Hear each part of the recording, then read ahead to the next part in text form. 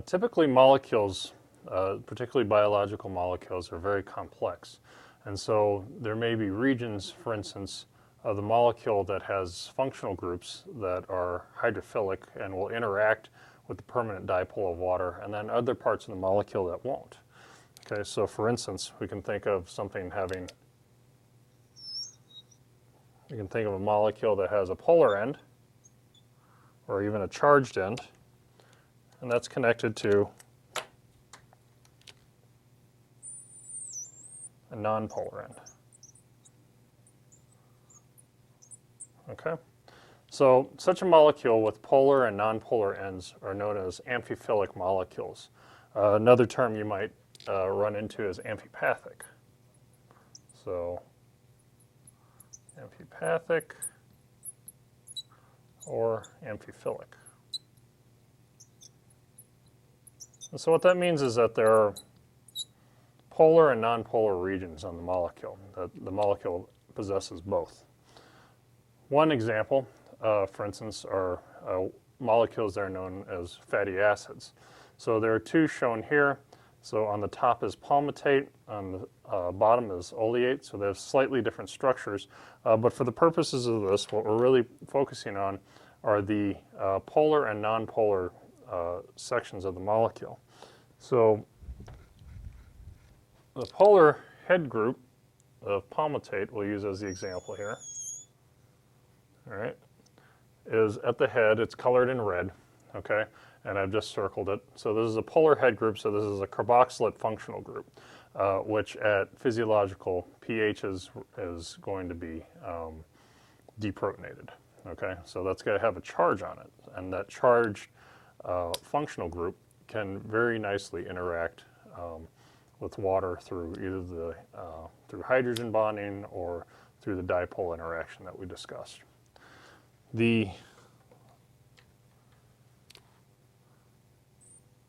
Most of the molecule is basically just an aliphatic chain, okay?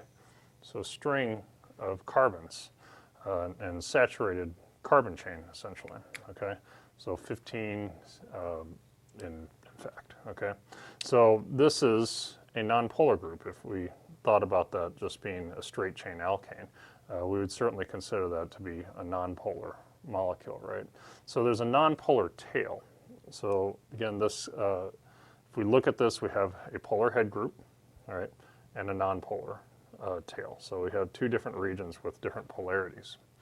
And so these are going to interact with water differently, and the regions of the molecules are going to interact with water differently. Because in this case, there are no functional groups that are going to interact very well with the water.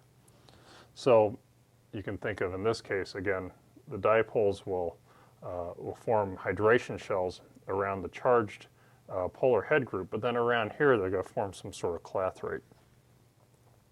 So what happens when there's bulk of these amphiphilic molecules? So we'll use palmitate as an example, all right? And then here's the structure of palmitate, just as a reminder. What will happen is that they will self-assemble. And they will self-assemble in such a way that we're going to change this. So we're going to change so we can use a little symbol like this, where that's our polar head group. And then we'll just call this red part our little nonpolar tail, okay? So these can arrange each other so that the polar head groups interact with the water surrounding them, and the nonpolar tails hide from the water. And what you get are these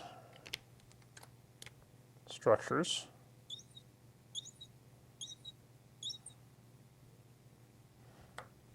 And depending on the molecule,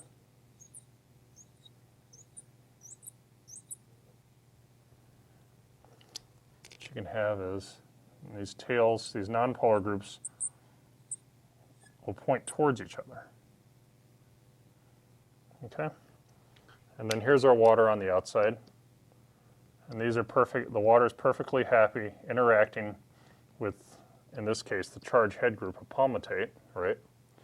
And then the nonpolar tail hides from the water, So it hides basically behind this polar head group and doesn't interact with the water, so that these clathrate, these cage structures or these clathrates can't form, because they're not interacting with these nonpolar groups.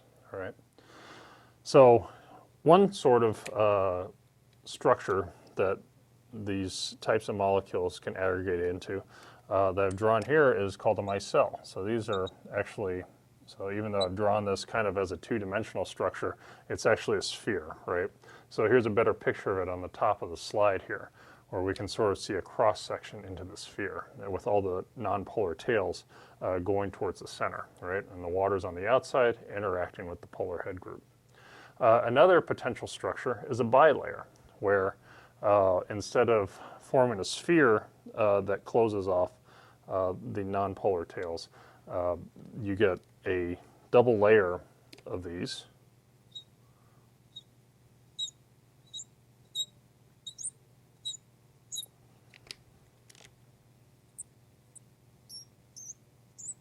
These are the nonpolar tails, and again the tails point towards each other, where the water is excluded from this bilayer.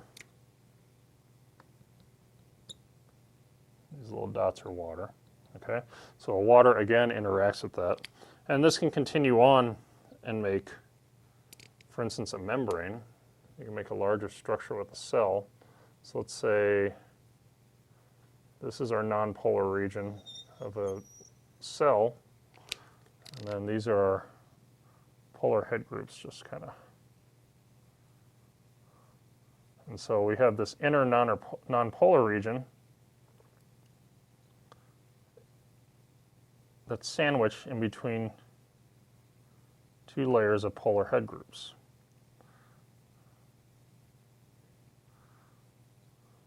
Right. And then there can be water inside this structure, unlike in the micelle where there can't be, and water on the outside. Okay, so this is called a bilayer. And this is really critical. This is really important when we think about cells, because it's a bilayer that encompasses the cell. It forms the border of the cell. All right, and so the driving force for these types of molecules to do that, again, is because of the hydrophobic effect. So that causes the nonpolar tails to want to hide from water because of an entropic effect. The hydrophobic tails, or the nonpolar tails, point towards the inside, and then the polar groups, again, point towards the outside where the water is, and there are favorable interactions, like we had, between these polar head groups and the water.